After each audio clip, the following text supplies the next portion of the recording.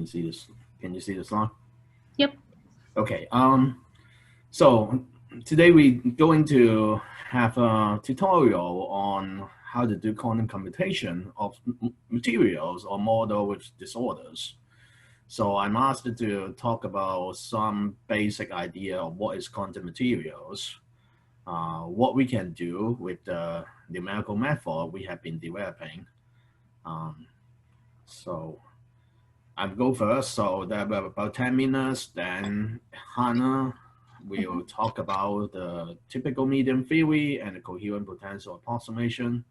And then Jan and Marcus will talk about the multiple scattering method. So first of all, what is quantum materials? Now, normally you will think about a system is either particle. What is particle in your mind? Let's say electrons, neutrons, proton. Naively, you will think about the particle. What is particle? Is you can describe something by setting the position and the momentum precisely. So this is a particle. They are very sharply localized in a single positions. The other object you can think about is wave. What the wave in your mind, for example, the simplest case is an electromagnetic wave. So they're oscillating as a function of time or positions. So about a century ago, people start to find some difficulty of explaining the experiments. For example, the hydrogen atom or the black body radiations. You cannot describe the particle either by in terms of the particle or wave, because they are not particle. Particle is not a good term to talk about to start with. So it's some way between the wave and the particle, and we call it quantum mechanics by now. And the pictorial interpretation of what the quantum particle is neither a particle nor a wave. So it could be localized a little bit in space, but at the same time, it's diffuse around like a wave particle. So this is the fundamental idea of the quantum particle. And because of this latest, the calculation of the system for quantum particle is much more challenging in general. So let's go back to talk about what is classical particle. This is the simple example you can imagine of a classical particle. So I have let's say I have a ball represented by a wet sphere here. So it carries the momentum or the velocities. You can calculate the kinetic energy of the ball by using this formula, which is 1/2 of the mass times the mass of the ball and the square of the velocity of the ball. So this is the energy of a classical particle. Of course, you can write the velocity in terms of the momentum.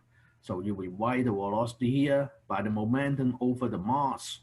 So the particle is proportional, the energy of the particle is proportional to the square of the momentum of the particle. And this is what classical particle gives you, classical free particle. So only one particle there. Of course, you can consider more complicated case. You have many particles and they hit each other, collide with each other, and that would be more complicated. But if we start with a single particle case, this is all you have for a classical particle. Now, let's think about it. Let's imagine electron is a particle. But first of all, they are not moving in the free space. They are confined in a lattice. Here I gave the example of the possible lattice of electron living in. The first picture is a simple cubic lattice. So you just this is a cube stacking, many cubes stacking with each other. And the other is so-called BCC lattice, which is body center cubic lattice. Beside the atom at the eight corner of a cube is also an atom at the center of the cube. That's why it's called body center cubic. Another typical example is a face center cubic. So beside the atom at the corner of a cube is also have one extra atom at each face of the cube. So first of all, you think about electron. It's a quantum particle, obviously, because electron is not very heavy. Heavier the particle, usually more classical the particle is, but electron is very light, so it's a quantum particle. The first difference compared to classical particle is they are confined in a lattice. So can I calculate the energy of an electron confined in a lattice? Here I give a possible simplest example of the energy of an electron in a lattice. I just consider one-dimensional lattice. Basically, it's just a bunch of atomic sites lying up together, and I consider the particle can move forward or backward, which I represent by a wet sphere here. So I can calculate the energy of these electrons. The energy of the electron, if you remember, classical K is proportional to the square of the momentum. Now here is a little bit different because the electron is confined in a lattice. You will find the energy is proportional to the minus of the cosine of the momentum. And this is a very important concept, which basically we try to, all the density functional theory or the ab initio method, we're going to talk about it to generalize this concept, how to calculate the energy as a function of momentum. Of course, they will be much more complicated. Here, I only consider one line. So they call single band model because I only have one line of the energy as a function of the momentum. You can consider many lines of energy as a function of momentum in a complicated case. But this is the conceptual idea of what the ab initio method doing. I want to calculate energy as a function of momentum. And compared to classical K, the difference is the energy now is proportional to the cosine to the momentum instead of the momentum square. Now, what you can do in the real life, you have a periodic table with hundreds of different atoms. So in principle, you have many possible combinations to form different lattice, and different lattice will give you different energy as a function of momentum. I give you two important concept of what magic you can pull out of this combination of different atoms forming different lattice. So the first concept is so-called band structure engineering. So the previous example, we talk about a one-dimensional chain. If you consider a little bit more complicated case, it's still relatively simple. I consider atom lying up in a honeycomb lattice as so in these pictures. And this is the very famous example of graphene, which discovered about 15 years ago. Basically, the same model as we talk about of an electron hopping in one-dimensional chain, but instead of one-dimensional chain, you hop on two-dimensional honeycomb lattice. So what is interesting is if you calculate energy as a function of momentum, you will find a certain momentum. The function is behaving like two cones touching each other, as so in this picture. And this kind of dispersion exactly the same as what so-called Dirac fermion, which is one of the particle very important in high energy particle physics. So people have been very excited on this system because nothing fancy you have to do to form this kind of particle. You just massage the geometry of the system. So this is one kind of an application on the ab initio method. You can find very fancy different kind of excitation by just massaging the geometry. The other thing we probably not going to talk about too much in this tutorial is due to the interactions. I give two examples here. The first example is called spinize. What spinize is, you can see the tetrahedron here. And there is a spin at each corner of the tetrahedron that you can consider as an electron. The electron carry the spin. And the spin can be pointing into the tetrahedron or out of the tetrahedron. If there are two electrons pointing in and two electrons pointing out, you can consider the tetrahedron is neutral. But in case there are three electrons pointing out and one pointing in, then you can consider that tetrahedron contains a positive charge, and vice versa. If there are three electrons pointing in, one pointing out, you can consider the tetrahedron contains a negative charge. So this is an emergent, so-called emergent particle, because due to the constraint of this tetrahedron, you can form different kind of charge. So you basically transform the spin physics to the charge physics. That's one thing. We can generate excitation particle. The other is it's by strong interactions. The typical example is a high TC cuprate. Very famous example, you can get TC right now as high as easily over 100 Kelvin at high pressure. So it has a very good potential application because the conductivity become infinity. Um, so the formation of the high TC Cooper wave is solely based on the strong interactions. Um, that why strong interaction is sometimes also important. Now, beside the interaction and the band structure engineering, another thing we can think about is how about we putting disorder in the system. Let's imagine when we fabricate a chunk of material, the process is usually not perfect. You cannot perfectly make a 10 to power 27, 28 number atom to line up perfectly so easily. So what is going to happen is you're going to introduce some impurity in the system. So I draw 3 different figures here. The figure at the top of this page is the same figure I showed you before. It's an electron hopping a one-dimensional chain. Then the second figure, I consider to put 2 impurities in the system. So there one impurity at the, let's say the site number 4 and another impurity at site number 7. So there are 2 impurities in the system. You can also consider other way to put impurity. Instead of putting 2 impurity, I've only put 1 impurity there. So what the challenge or difficulty of calculating such system if you put the impurity in it is because it breaks the periodicity. So if you consider the first case, the period of the system is just 1. Because you move the system one side to the left or to the right, it remains the same system. So it has so-called translational invariance. The system doesn't change whether you move along to the left-hand side or the right-hand side. But if you put the impurity in the system, it lost the periodicity. For example, in this case, the period become 1, 2, 3, 4, 5, 6, 7, 8. So it become 8 instead of 1. You can consider the similar situation. You put the impurity in different case, you can break the period and make the period much longer.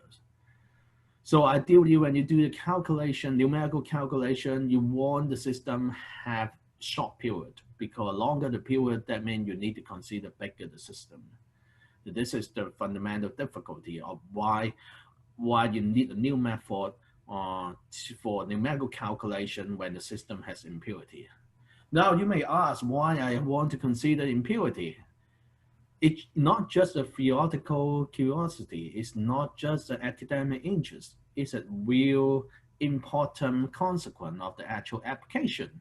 And the most important case is the thing everybody is using in the computer, in the cell phone, is semiconductors. That's one of the most famous examples of why disorder or random impurity is important. You can see two pictures here. One of them is so-called P-dop and the N-dop and the P-dop semiconductor. Basically, most of the semiconductor nowadays contain a silicon and replace some of the silicon atom by phosphorus or boron in this example. And so the phosphorus atom here in a sea of silicon become an impurity. And similarly for the p-dop case, the boron atom in the sea of silicon become the impurity. And usually the impurity concentration is very low. Naively thinking, lower the impurity concentration, longer the period of the system is. So it's become a very typical example of why numerical calculation of the random system is difficult. Because the impurity concentration is not 0, but it's very small. So one of the why this picture, so why the semiconductor work, basically you have a conduction band, you have valence band, the carrier can go from the valence band, conduction band. Then that's why you have a property of the semiconductors. Okay, this is the first example. The other example is the multi-component alloys. Most of the metal we're using nowadays is not a pure metal. It composed of some mixing of different metals elements. Usually there are 2 of them or 3 of them, not very large number of them in most cases. Of course, the most famous example is mixing with the carbon. But if you consider all of the atoms in metal, for example, so 4 different cases here. they contain at least, for example, the figure A here contain 4 different elements: iron, cobalt, chromium, nickel. So it becomes so-called a high entropy alloys because the configuration entropy is very large. Configuration entropy means the possible combination of different atoms. So you can imagine if I consider even more different elements, then the entropy could be even higher. For example, the other cases, the figure B, figure C, figure D, they consider 5 or even 6 different elements. Now, this is the example of random disorder. Disorder is really, really important because the high entropy come entirely from the from the strong random disorder. So to study those systems, you need a new numerical method which can handle a system with a large unit cell, with handle a system for strong disorder, and that's what we're going to talk about. Okay, that will be the last slide. For my part is I write down the figure again. So the electron hopping in the random lattice without the impurity, the energy is just cosine minus cosine to the momentum. And how about energy with impurities? I haven't talked about how to calculate it because this is what Hanna, Jan, and Marcus are going to talk about, and Hanna going to talk about the coherent potential approximation and typical medium theory. And Jan and Marcus go and talk about the multiple scattering DFT and the KKR method, and which opened the door of using numerical method to calculate studies such material with very high accuracy. So I will give it to Hanna to continue on the coherent potential approximation and the typical medium theory. I can take some questions before that. Any questions for Ka-Ming?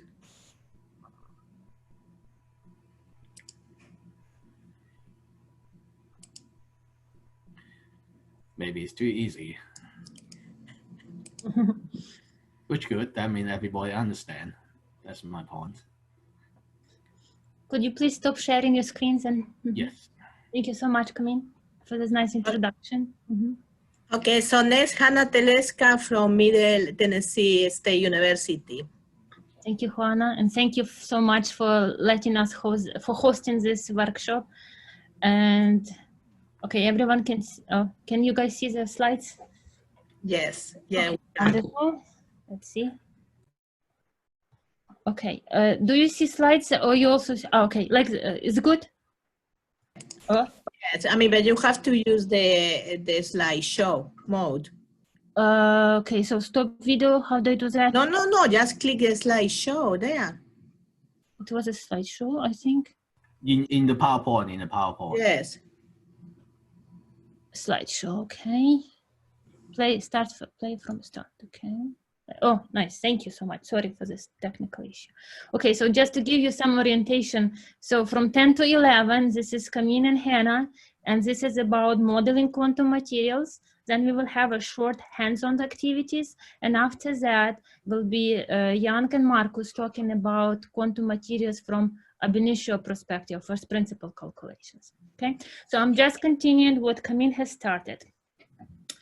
We see just your first slide, but we don't see the slideshow. Huh. Are you sharing your whole screen? You have to, when you do the sharing, you have to share your desktop. The first option, the option more to the left. Share the screen, and I go here, share. What about now? Now, yes. Okay. Let's go back to the beginning.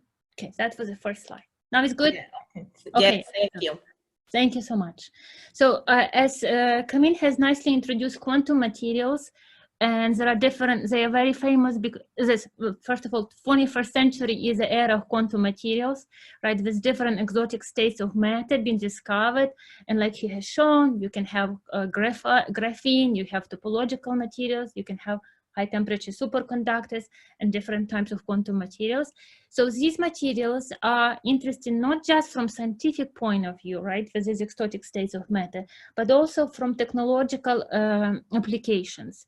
In fact, quantum materials are now considered as the most promising technological materials of our time because they can be used to completely transform how we do energy generation or energy storage or energy transmission. They can lead to different types of electronic devices. And in fact, some of them are already using technologies. For example, high temperature superconductors have been used for some, in some areas of United States and Europe for energy transmission, efficient energy transmission. We use superconducting cables in MRI, in medicine, and we use high temperature superconductors cables to create super high magnetic field, super strong magnetic field. Like for example, this is a picture taken from CERN where you need to accelerate electrons really, really fast.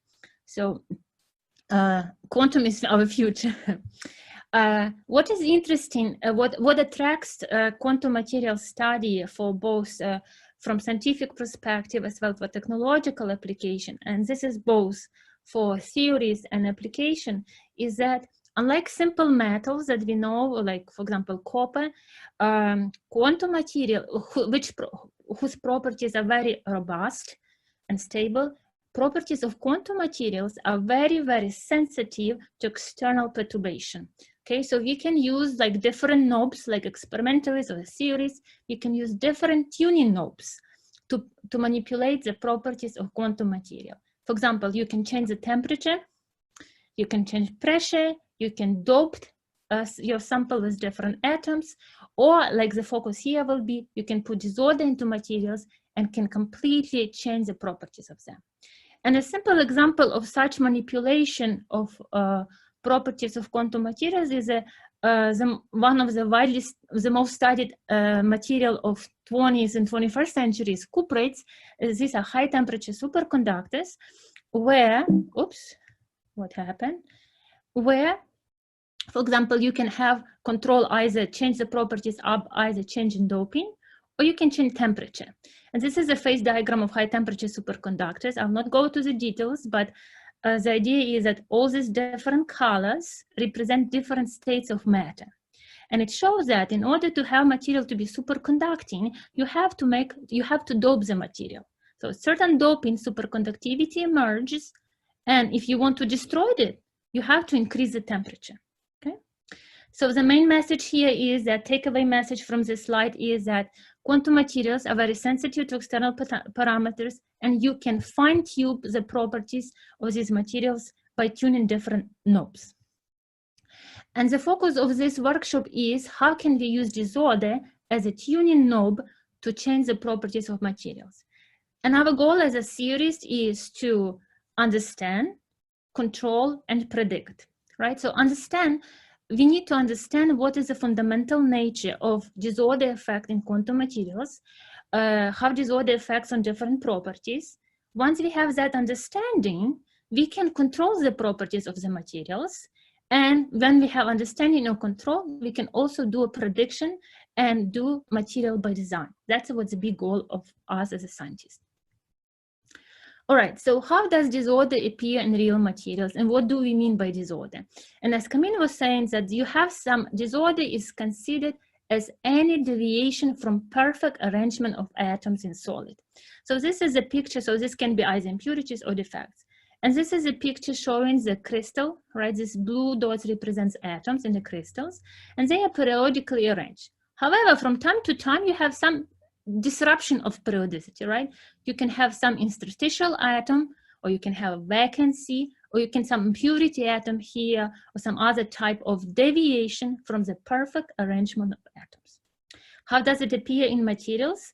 Well, it can appear naturally during the material, naturally, or it can appear during the sample synthesis, okay?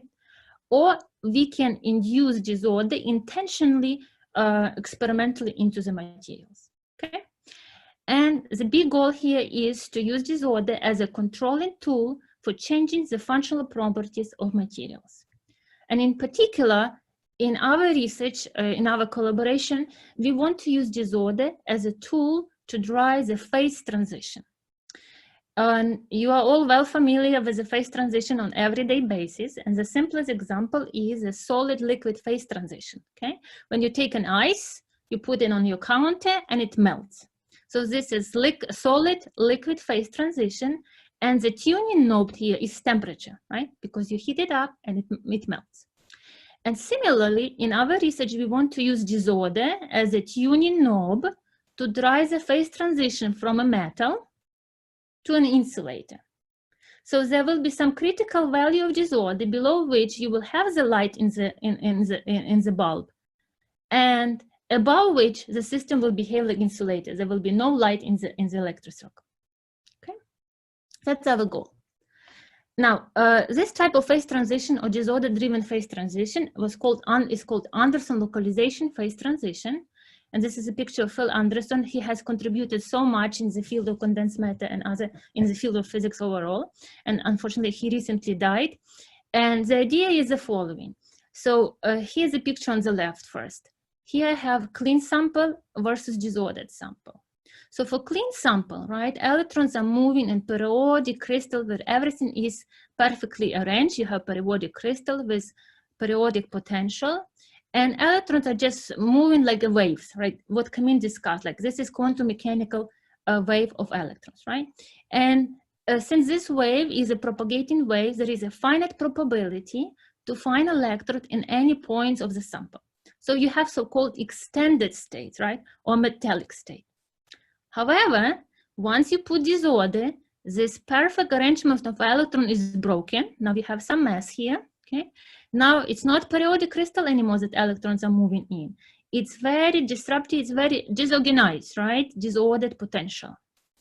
And there is a consequences of such breaking of periodicity of a crystal. Instead of a wave function of electron behaving like a propagating block wave, it's gonna to behave, it can get localized like this over a certain region of space. So this is a wave function envelope, which shows that there is a maximum probability to find an electron in this region of space, but then we see it decays exponentially, right? So there will be a region of your sample, of your crystal, where you will not find electrons propagating through. And this is what we call spatial localization of electrons. And as a result, system will behave as insulator, so there will be no light in the circle, okay? And this is purely quantum mechanical effects. And I'll not go to details into this, but I'll just tell you that because this is a wave phenomena, so it's not limited only to electron localization, okay? As a wave phenomena, Anderson localization happens to any disordered, to any wave traveling in disordered medium. And this is an example of experimentally observed electron localization in ultra cold atoms. These peaks show the localization of the wave and localization of the light. Okay, so this is very broad phenomena which can be studied in very different branches of physics.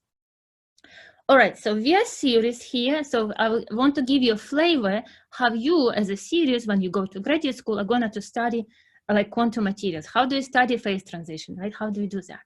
So how do you study disorder-driven metal insulated phase transition? Okay, this is a super crash course on solid state physics. So so we imagine electrons, right? So electrons have charge and they have spin, so magnetic moment. It can be up or down. And you can write the most important equation in physics or quantum chemistry, which is Schrodinger equation, right? Kinetic energy term plus potential energy term. And this is a wave function. Okay, what we learn in chemistry or physics is that, so our solid is composed of atoms, right? And electrons in atoms are sitting on the energy levels, right? We have energy levels in the atoms. When you put atoms together to form a crystal or solid, right? These energy levels will form the energy bands, right? You can have a valence band, you can have a conduction band, right? And if there is space in between them, this is what we call an energy gap. So if you turn this picture upside down and you calculate number of electrons per energy level, you can calculate so-called quantity, which is called density of states. Okay, and for insulators, there is an energy gap between valence and conduction band, which is shown here in red. You see there is an energy gap. And for metals, there will be no energy gap. Okay? This is how we distinguish in solid state physics between metal and insulator. Either you have a gap in the density of states, this is insulator red, or you don't have a gap in the density of states. This is a metal. Okay? All right. So what are theoretical challenges? So why do we all have a job? So why do we have spent so much time studying all of this? The challenge has been identified a long time ago by Paul Dirac. So we all as theorists, we know how to write equation, and we know how to write the most important equation in physics is Schrödinger equation, right? Kinetic energy of electrons and all the other interactions. However, as he says that fundamental laws are necessary for the mathematical treatment of large part of physics and the whole of chemistry are known. So basically we know how to write all these equations. However, the difficulty lies only in the fact that these laws lead to equations too complex to be solved. So we know equations, but it's too difficult to solve this equation because you have 10 to 23 particles in your solid. Try to solve these equations, okay? What do we need, as he pointed by Paul Dirac, is it therefore become desirable that approximate practical methods of applying quantum mechanics should be developed, which can lead to an explanation of the main features of complex atomic systems. And as an example, I will go now to show you this approximate method. So, and this is will be discussed in this workshop. So we can have two routes to construct this approximate method. Part 1, this is me and Ka-Ming are discussing this route, and Jan and Marcus will be discussing this route. Okay, so there are two ways to do this. One approach is to do model Hamiltonian approach or model approach, and another approach is ab initio or first principle approach. Okay, and I want to tell you because we have students here from diverse fields, so this type of approach is used by different scientists, physicists, chemistry, material scientists, and engineers. Okay, so when you go to graduate school, you can find opportunities to work on such method in every discipline, basically. Okay, so I'm going to focus on this model Part 1 approach. So in the model Hamiltonian approach, the idea is to capture the essential of physics qualitatively, not quantitatively. Okay, so what we do, we choose the key players which are responsible for the phenomena we want to study. Okay, then based on that, we construct the simplest possible Hamiltonian we can, which can capture the essential physics of that phenomena we study, and we don't care about the detail of the system. Okay, and at the very end, we have to check if this model is good enough. One of the ways to check the model is to check with experiments or with other theory. Okay, all right. So what is the simplest model we can do to model disorder effect in materials is a so-called Anderson model. And it's very simple. This is a Hamiltonian, right? It consists of kinetic energy term, because you have electrons jumping from one side to another, like this hopping term shown in T, right? Electrons just jump from one side to another. And you know that these potentials that electrons are moving in, right? You see that different atoms are different. You have small and big dots, so they are different, right? So you have disorder potential. So electrons are moving in disorder potential VI. Okay, and this disorder potential, this is VI, this is shown here. Okay, it can be different, its depths can be different sides, I, J, K, Ln, and so on. Okay, all right, then how do we solve the simplest model? Okay, in this workshop, I'm going to show you two examples, two approaches, so-called coherent potential approximation, CPA, or typical medium method. All right, and these both approaches are so-called Green's function-based methods. I'll not go to details about Green's function, but basically Green's function, this is G, okay? It just describes the probability of electron moving in your crystal, right? In your sample. And when it propagates through the sample, it can interact with other electrons, get scattered from the impurities, and so on. Okay, and you can measure the effect of such propagation while calculating this Green's function. Okay, why do we choose to use Green's function methods? Because this is very convenient. You can calculate quantity using Green's function methods, which can be directly compared with experiments. For example, you can calculate spectra that Ka-Ming was talking about, energy as function of momentum, and compare this with ARPA's measurements. You can calculate density of state to see whether this is metal or insulator, and which can be measured by STM, for example. You can measure transport, measure resistivity or conductivity, calculate transport, and compare this with experimental measures. Okay, so there is a way to compare theoretical calculation with experiment. All right, and so first approximation is coherent potential approximation, or CPA. It's much more complicated equation that I show here, but in a nutshell, what it does is the following. You take your original lattice, with different impurities, okay, and you map this disorder lattice to the problem of impurity embedded in the affecting medium. What is this affecting medium? This affecting medium is a collective effect of other electrons present in the system. Okay, so you say, okay, electrons are scattered by disorder, but I don't care about the details. I only want to hear to see the collective effect, and this is described by this affecting medium. And what you calculate, this mapping only makes sense if self-consistency is satisfied, which means that the local Green's function, or the Green's function at a given any side of the original lattice, has to be exactly the same as disorder average. These brackets indicate disorder average impurity Green's function, or this CPA affecting medium. Okay, so the output of this CPA calculation, as an output, you will get impurity Green's function, or average Green's function, which is calculated through linear averaging. What do I mean by linear averaging?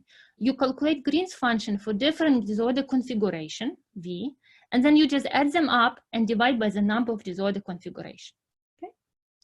And after this, once you get this average Green's function, you can calculate density of states, which we call here average density of states, okay? Which is nothing else but minus 1/pi imaginary part of the Green's function. So if you know Green's function, you can calculate density of states. Let's see what I got when I did that. So these are the data which are shown for 3D cubic lattice. And here I plot average density of states as function of disorder for different disorder strengths: weak, moderate, and strong. So if you take a closer look at this, careful look at this, what you will see, what happens to the average density of states. We see that once you put disorder into the system, it starts to broaden, right, the band structure, the bands, right? So bands becomes broader, and at the same time it gets lower because the area under this density of state has to stay the same. So one of the effects of introducing disorder into materials, you will see that it will lead to the broadening of the bands. But there is one of the biggest problem for us. If you look at these pictures, you know there should be phase transition from metal to insulator, right? But you can see that average density of states does not open the gap, right? So there is no way for you to say whether this is insulator or metal. So biggest message here is that while we can calculate density of states which experimentalists can measure, we cannot distinguish between metal and insulator using the average density of states. Okay, so that's what's pointed out by Phil Anderson in his Nobel Prize lecture in 1984, that he said that he has created an unrecognizable monster, right? Because the things that we learn from solid state physics do not apply here. Like there is no gap, density of state remains finite. What do we do with that? Solution came with the development of the typical medium theory, or TMT, which says you do the same mapping. Lattice is mapped to impurity, but now there is a difference how your medium is constructed. Instead of algebraic medium, you construct typical medium, which is obtained through the so-called geometric averaging of your Green's function. Okay, and geometric average is nothing else but just this calculation of log of your density of states, and taking disorder average over this. So again, the difference between CPA and TMT is just the way you do disorder averaging. In one case, for TMT, you do geometric averaging, and for CPA, you just do algebraic or linear averaging. That's the only difference. The whole equation stays the same. So in typical medium theory, what you do is then you calculate, instead of average density of states, you calculate typical density of states, which is imaginary part now of G typical. And this is what you get. So this is, let's first look here. So this is the plot for 3D lattice. And this is typical density of state shown here in shaded, by shaded area. And average density of state is shown by these dash lines. So this is small disorder. For small disorder, we see the typical and average are about the same. However, as you increase disorder, you see a big difference between them. You see that average density of states, as we've seen before, starts to get broader and broader, right, compared to smaller disorder strengths. However, typical density of states, we see it not only gets smaller, but also gets narrower, right? And as you increase disorder even farther, you see the typical density of states will vanish, right? So it's finite below the transition and it's zero above the transition. And this is what has been predicted by Dobrosavljevic in 2003. He has shown that one can use the typical density of states as a way to identify the phase transition driven by disorder.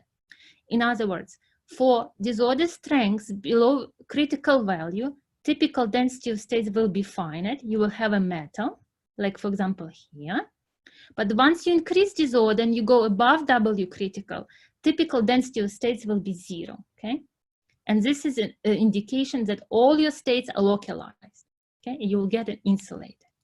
And you will have to do such, you will have to play with the average density state and typical density state in our hands-on activities. And your task for the typical density of state will be to identify what is the critical value of disorder at which localization happens, right? And to do this, you will have to plot typical density of states for different disorder strengths and see typical density state at the band center, right? Because if you come here, you see that the band center localizes at the very last moment, okay? So you will calculate typical density of states at omega equal to 0, and then plot it as function of disorder. And at some point, you will see that it goes to 0, and the first point when it happens is the critical value of disorder is your critical value of disorder, okay? And with this, I finish. This is the end of this introduction, okay? And I will take questions from now on. Questions?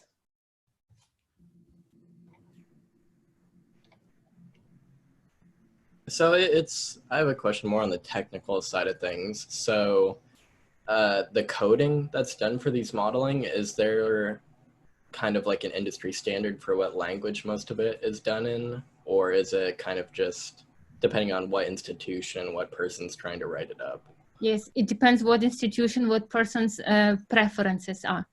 Like in hands-on activities, I will give you a code in Python, and I did it for so-called beta lattice because it's much easier to construct self-consistency equations there, and you can run calculation very quickly. But we have codes in Fortran, and if somebody wants to transfer them in C++, it's a matter of your personal choice. So basically, Python is a very popular language for sort of prototyping, trying out new ideas, and then usual production codes, as you'll see in the second part, are usually written in either Fortran or C++. Yep. Okay, thank you very much.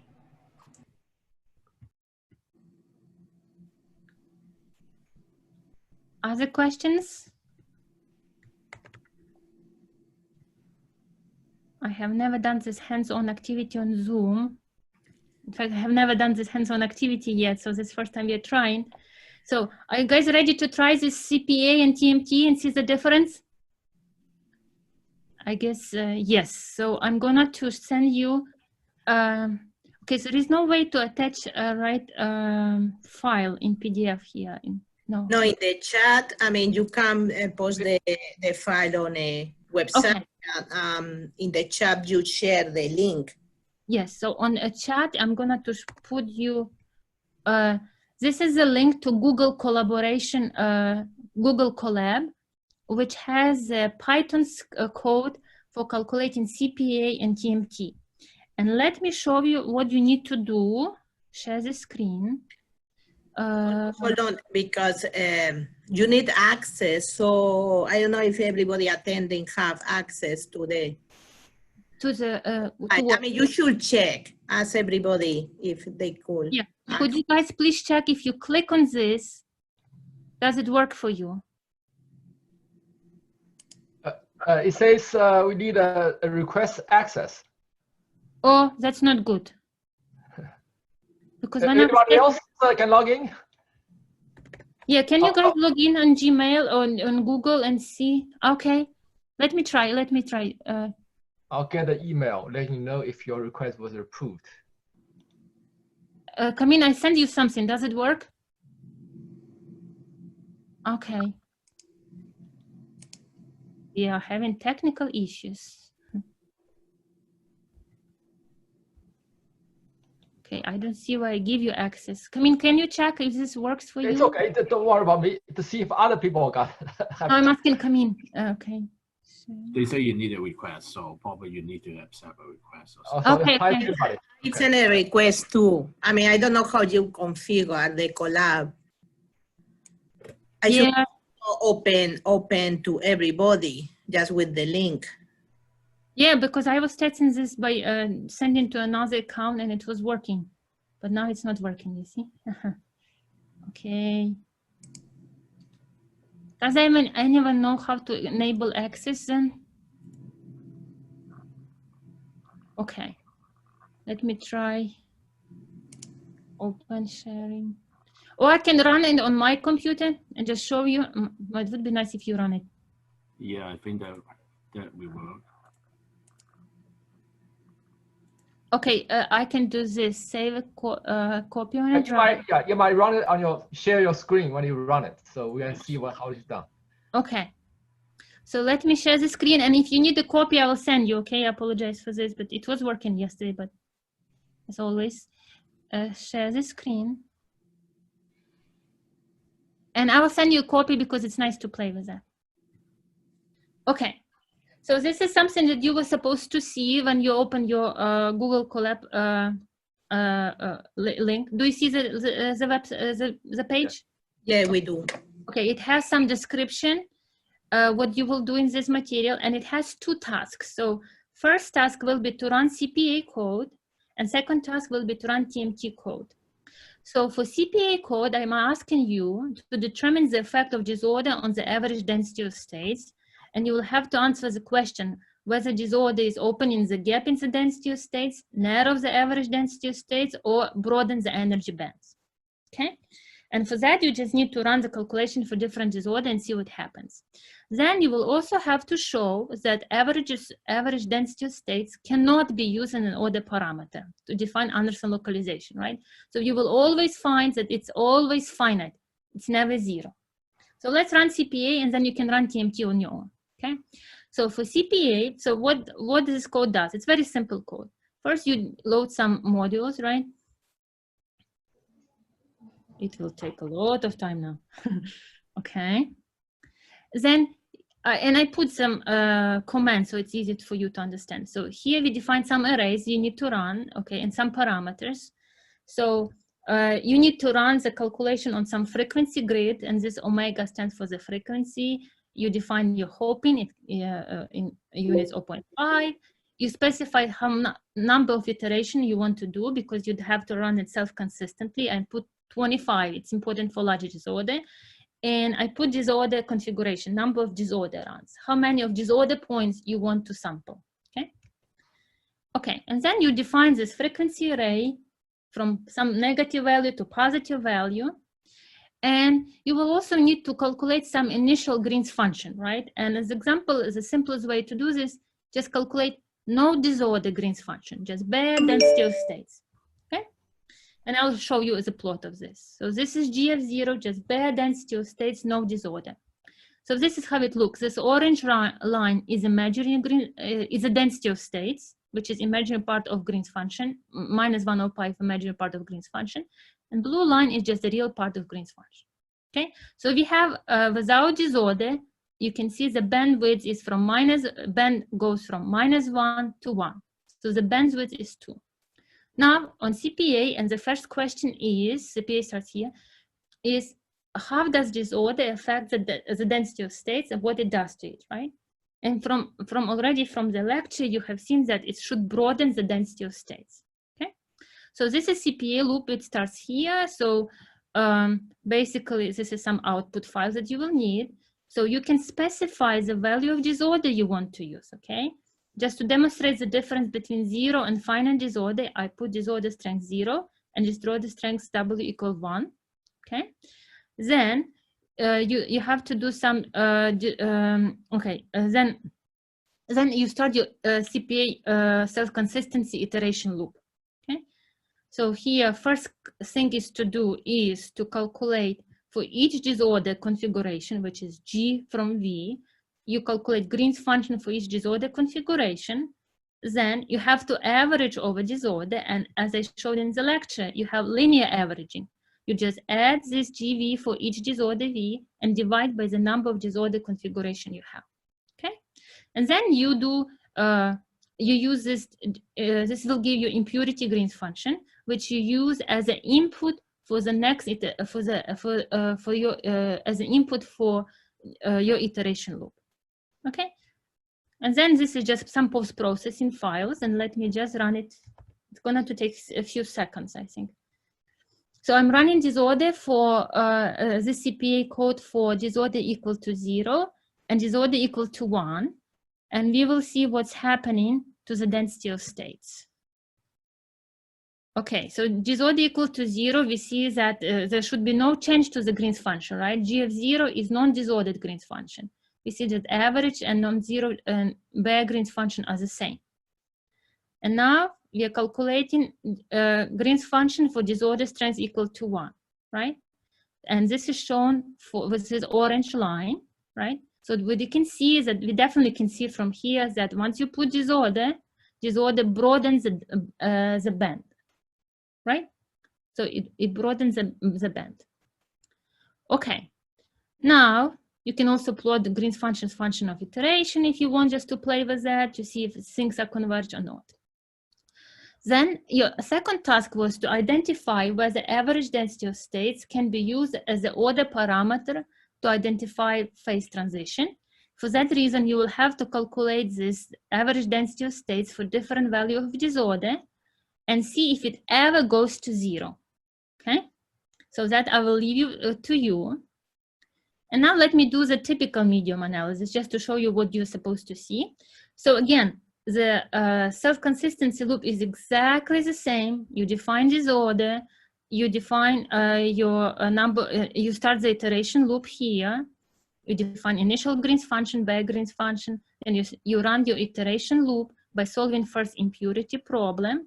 But as I said before, there is a difference how you calculate average density of states for a typical medium.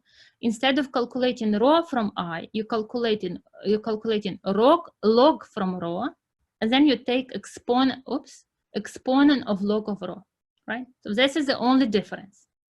Okay, and then you can calculate. Then you just do this self-consistently until things converge. Here I don't check convergence. I just put, because this is the simplest code, I just put number of iteration big enough. I check that this is enough for convergence. And let's run this one and see what happens. So we want to see what happens to the typical density of states once you put disorder.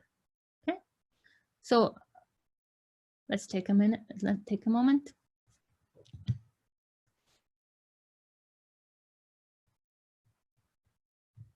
Okay. Come on, takes more time than I expected. Because here it has to do this Hilbert transform additional operation, which takes a lot of time. Okay, here we go. So again, 0 disorder, Bayer Green's function, orange line, and this is typical Green's function, the shaded region, right, are exactly the same because there is no disorder. Now, once you put disorder, what's happening? Let's take a moment. And I have the slides for exercises for you, so I'll just email to you guys so you can do it at home. And I'll try to figure out how to give access to you. Okay, so let's look at the typical density of states. So this orange line is a Bayer non-disorder Green's function, and the typical is shown by the shaded region. We see it has been significantly suppressed, and it becomes narrower, right?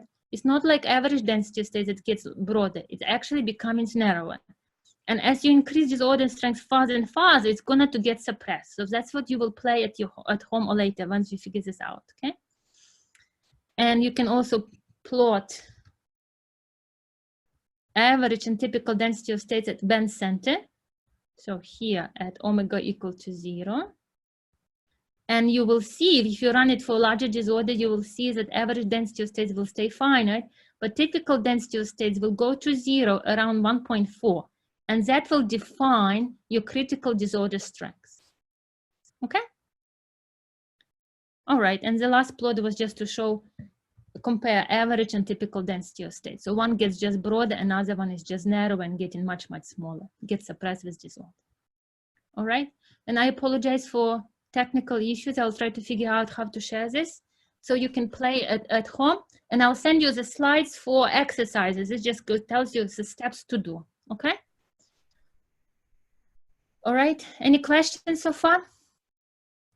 And we are good on time, so that's good. I have another question more on the technical side of things. So obviously that was a really simplified simulation, so it could run like in a reasonable time on Google Colab. Yes. Is like the cutting edge research that's going on with this type of work something that's still doable on relatively normal hardware and computers, or is it something that you're going to need access to either like a cluster or a supercomputer to actually make reasonable progress? Right. This is a very good question, Eric. So the calculation I have shown you, this was so-called beta lattice. This is like tree structure. And for this type of lattice, you can simplify the CPA equations, okay? You have some, you do much less calculations than you will do on a regular lattice. So for single site calculations, even not beta lattice, you can do it probably on Google Colab. But you see, this is single site approximation. You map your lattice into impurity embedded in effective medium. I haven't talked about this, but that's not enough. It turns out, you need to insert a cluster in effective medium. And for that, you can still run on your computer. But if you want to go to a very big cluster, you might want to go to HPC. And if you want to go to more realistic materials, you put multi-orbitals and other stuff, and more ingredients, you will definitely need to run on much better software, okay? It becomes much heavier. This is what Jan's going to talk about. That would be really calculation. Yes.